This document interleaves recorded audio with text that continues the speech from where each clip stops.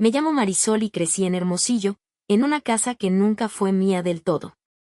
Era de mi abuela, en realidad, y la compartíamos entre colchones en el suelo, cortinas mal colgadas y ese olor permanente a crema para manos y cigarro apagado.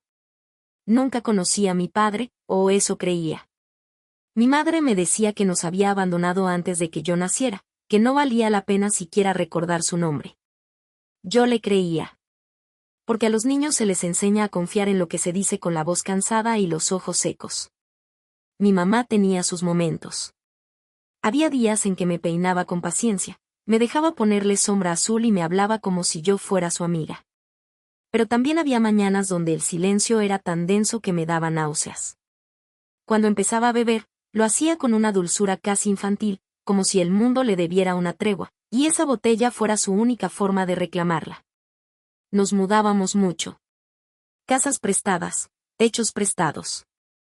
En una de esas mudanzas, cuando yo tenía 9, volvimos a casa de mi abuela. Recuerdo esa temporada como una mezcla de dibujos en la tele y el eco de peleas en la cocina. Una noche, después de un escándalo con platos rotos, mi abuela amenazó con llamar al DIF. Dijo que no iba a permitir que esa niña creciera viendo lo mismo que su madre vivió. Mi mamá se fue esa madrugada sin decirme nada. Volvió 3 días después, con los ojos rojos y una bolsa de pan dulce. Como si eso borrara todo. Fue también en esa época que mi abuela me habló por primera vez de mi papá. No dijo mucho, solo que no era lo que mi mamá decía. Que él sí había querido verme. Que incluso había mandado cartas. Cartas que mi mamá nunca me mostró. La idea de él me empezó a acompañar como una sombra nueva. No era culpa ni rencor, todavía no sabía sentir eso. Era más bien una curiosidad con forma de pregunta, ¿y si sí me quería? A los 11, lo conocí. Su nombre era Jorge. Llegó a casa una tarde, después de que mi abuela se lo exigiera a mi madre. Venía con una camisa arrugada y una caja de pastel de 3 leches que parecía demasiado blanca para nuestra mesa.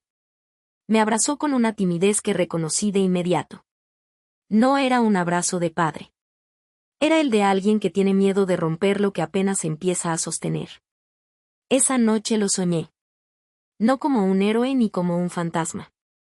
Solo como alguien que esperaba afuera, sin saber si tenía permiso para entrar. Mi mamá no dijo nada después de esa visita.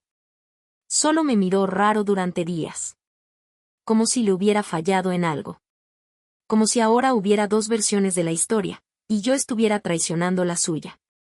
Pero yo solo era una niña con un nombre prestado, una cama compartida y la primera chispa de duda latiendo en el pecho. Después de aquel primer encuentro, Jorge comenzó a aparecer más seguido. No con regalos ni promesas, sino con cosas pequeñas, una pluma bonita para la escuela, un cuaderno con mi nombre escrito a mano, una bolsa de naranjas peladas como las que venden afuera del estadio. Se sentaba conmigo a hacer tarea aunque no entendiera del todo, me llevaba por un café en la esquina y me contaba historias de cuando él era niño en Magdalena de Quino, historias de calor, de tierra y de bicicletas sin freno. Mi mamá, por su parte, empezó a hablar menos. Pero sus silencios eran de esos que duelen más que los gritos. Un día, mientras doblaba ropa en la sala, me soltó, él no te quiere, nomás está jugando a ser buen padre porque lo obligaron. Ya se va a cansar. Lo dijo sin verme. Como si la frase fuera para alguien más. Yo tenía 12 años y todavía creía que todo podía arreglarse si uno era suficientemente buena hija. Pasaron los años así, en una especie de equilibrio torpe. Yo iba a casa de Jorge algunos fines de semana. Tenía su propio departamento, pequeño pero ordenado, y me dejaba elegir qué película ver. Me hablaba bajito, como si tuviera miedo de decir algo mal. Nunca preguntó por mi mamá, y eso lo agradecí. Pero cada vez que regresaba a casa, mi madre me miraba como si me hubiera ido con el enemigo. A veces se enojaba por cosas sin sentido, porque dejé una toalla en el baño, porque no la esperé para cenar, porque no contesté a la primera. Empecé a callarme más. A fingir que no pasaba nada. A dividirme, sin saberlo, en 2 versiones de mí, la que era con Jorge y la que era con ella. A los 14, todo estalló. Mi mamá perdió otro trabajo por llegar ebria. Nos corrieron del departamento donde vivíamos. Jorge fue quien vino por mí esa noche.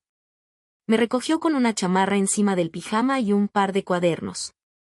Mi madre ni salió a despedirse. Solo gritó desde dentro: haz lo que quieras, igual siempre te vas con él. Esa frase se quedó rebotando en mi cabeza durante todo el camino. Jorge no dijo nada. Solo me ofreció una cobija y encendió la calefacción del carro. Esa noche dormí en un cuarto que olía a suavizante y libros viejos. No era mío, pero tampoco era ajeno. Jorge me preparó avena con plátano por la mañana. Me preguntó si quería quedarme unos días. Dije que sí. Pero ninguno de los dos dijo lo que en realidad sabíamos, que esos días serían muchos más. Y así empezó todo. No con una pelea. No con un portazo. Con una cobija prestada, una taza de avena tibia y el silencio de una madre que había decidido soltar antes que volver a intentar. Vivir con Jorge fue, al principio, como estar en una casa de cartón. Todo se sentía frágil, como si en cualquier momento alguien fuera a decir que era un error, que me regresara. Yo dormía con la ropa doblada a un lado por si tenía que irme de pronto, aunque él nunca dijo ni insinuó que tendría que hacerlo. Solo decía cosas como: cuando compres tu uniforme nuevo o te ayudo a hacer tu tarea, si quieres. Como si estuviera construyendo, despacito, una rutina conmigo adentro. Me inscribió en una secundaria cerca de su casa en Guadalajara. No me gustaba explicar por qué vivía con mi papá y no con mi mamá, así que simplemente decía que ella trabajaba lejos. A veces era cierto. Mi mamá entraba y salía de clínicas. Me llamaba con voz pastosa, hablándome de lo mucho que me extrañaba, de lo mal que estaba sin mí, de lo injusto que era todo. Luego desaparecía semanas. La última vez que la vi en esa época fue en la entrada de una tienda Oxxo. Se veía más delgada. Traía puesto un suéter gris que alguna vez fue mío. Me abrazó sin avisar. Me dijo: no dejes que él te compre. Tú no eres de nadie. Y yo quise decirle que no se trataba de eso. Que Jorge no me compraba. Me cuidaba. Pero no lo hice. Solo me quedé callada, con ese nudo en la garganta que se vuelve parte del cuerpo con el tiempo. Durante los siguientes años, Jorge fue más que un papá nuevo. Fue estabilidad. Me ayudó a tramitar la beca cuando entré a preparatoria, me enseñó a manejar, me compró un coche usado que todavía olía un poco a humedad. Nunca me hablaba mal de mi mamá. Solo escuchaba cuando yo lo hacía. Decía: tu historia es tuya, hijita. Nadie más la puede decidir por ti. A los 17 ya tenía mi primer trabajo de medio tiempo. Jorge me ayudaba con la renta de mis estudios, pero me enseñó a llevar mis gastos, a revisar cada centavo. Yo sentía que me estaba preparando para una vida adulta donde todo tendría lógica, donde nada se saldría de las manos. Pero nunca es tan simple. Mi mamá volvió a mi vida con fuerza justo cuando parecía que todo por fin tenía forma. Empezó a escribirme más seguido, a decirme que había cambiado, que ahora sí estaba limpia. Que me necesitaba. Que me quería de regreso. Y ahí empezó otra batalla. No entre ella y Jorge, sino dentro de mí. Porque aunque ya no vivía con ella, aunque ya no dependía de su afecto intermitente, seguía siendo su hija. Y parte de mí, una parte pequeña, rota, pero terca, quería creerle. Mi mamá cumplió un año sobria justo cuando yo empecé el primer semestre de universidad. Me llamó llorando, con esa voz de antes, la que usaba cuando me contaba cuentos inventados con una servilleta en la cabeza fingiendo que era un velo de princesa. Me dijo que ahora sí era en serio. Que estaba en un grupo de apoyo. Que iba a la iglesia. Que leía libros de autoayuda y que todo lo hacía pensando en mí. Tienes que darme otra oportunidad, Marisol, dijo. Somos familia. No puedes cortar eso así como así. Yo no la había cortado. Le contestaba los mensajes, la llamaba de vez en cuando, incluso la visité una vez en un café donde no tocamos los temas difíciles. Pero para ella, eso no bastaba. Quería que volviera. Que la eligiera. Empezó a hablar mal de Jorge otra vez. Decía que me manipulaba, que me daba cosas para tenerme bajo control. Que el carro, la ayuda con la escuela, todo eso tenía un precio. Nadie da sin esperar algo, hija. Yo ya no era una niña. Entendía que su amor venía condicionado, disfrazado de preocupación. Le dije que estaba equivocada. Que Jorge nunca me pidió nada a cambio. Que yo quería seguir viéndola, sí, pero a mi manera, con mis tiempos. Le hablé de límites, despacio. Ella lo tomó como una traición. Entonces quédate con él, me dijo una noche por teléfono. Ya veo que ahora tienes otra madre. Me quedé sentada frente a la computadora, con la videollamada abierta y su imagen congelada. Ni siquiera esperó a que respondiera. Colgó. Ese día, lloré. No porque me doliera lo que dijo, sino porque supe que era cierto. Ella siempre había exigido que la eligiera, como si el amor fuera una competencia. Y yo ya no quería competir. No quería dividirme más. Después de eso, dejé de buscarla por un tiempo. Jorge no me dijo nada. Solo me abrazó cuando entré a casa con los ojos hinchados. Me preguntó si quería cenar algo. Hicimos quesadillas con queso Oaxaca y vimos un programa tonto en la tele. Él sabía, como lo saben los que realmente te conocen, que no hacía falta hablar. Esa noche dormí profundamente, por primera vez en semanas. Y soñé con algo extraño. Yo era niña otra vez, en casa de mi abuela. Jugaba sola en el patio con una cubeta llena de agua. Y aunque no había nadie cerca, me sentía segura. Desperté con una sensación que no sabía nombrar. No era tristeza. Ni alegría. Era algo más simple, una decisión hecha sin palabras. Hace poco volví a verla. Mi mamá.